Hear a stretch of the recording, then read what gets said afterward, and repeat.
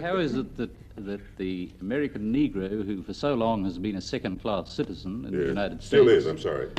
Well, how is it that he's contributed so much to American culture? Well... Music, dance, everything you can think of. Well, I have to be very modest about that. I would say certainly as we look at the African peoples in Nigeria, for example, I just got a wonderful invitation to go to Nigeria to be present at the installation at the Governor General Ezekwe, an old friend, who will now, and I had to cable him. I'm in Australia. I certainly would like to be with you, but I'm out here with some good folks. But I'll get to Nigeria later. Mr. Robeson, do you feel that Africa is to some extent an affinity for it, a home, or do you still feel America is essentially your home? How do you feel? Well, let me come here. I'll come to that in just a second. But to come back to it, so I would say the Africans and the American Negroes have turned out to be an extraordinarily gifted people. The great tragedy is that by not making us full-class citizens as yet in America, they may be losing, I don't know how much yet.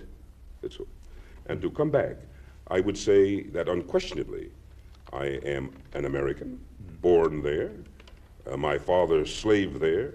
Upon the backs of my people was developed the primary wealth of America, the primary wealth. You have to have accumulated wealth to start, you know, to build. You did it another way here in Australia. You had to build your accumulated wealth too. You just came and took it, you know what I mean? And that's what they did in most of the countries. That's what you Europeans did. You just took it. We got to catch up with you a little bit. And so in America. So there's a lot of America that belongs to me yet, you understand? But just like a Scottish American is proud of being from Scotland, I'm proud for being African. Now in our school books, they tried to tell me that all Africans were savages, till I got to London and found most of the Africans I knew were going to Oxford and Cambridge and doing very well, and learned their culture. And even once somebody had the temerity, after one had conquered the Chinese people and imposed upon them the opium trade and everything else, to suggest that they were a backward people, just the people who had been civilized so long over the rest of you folks didn't make any sense at all.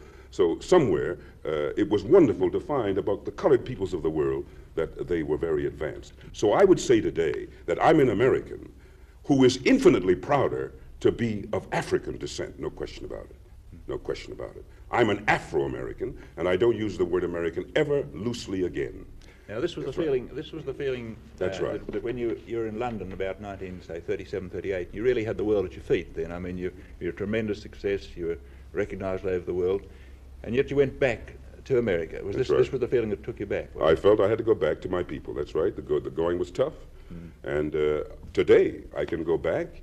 I just had my passport renewed. I could go back to pretty tough times now.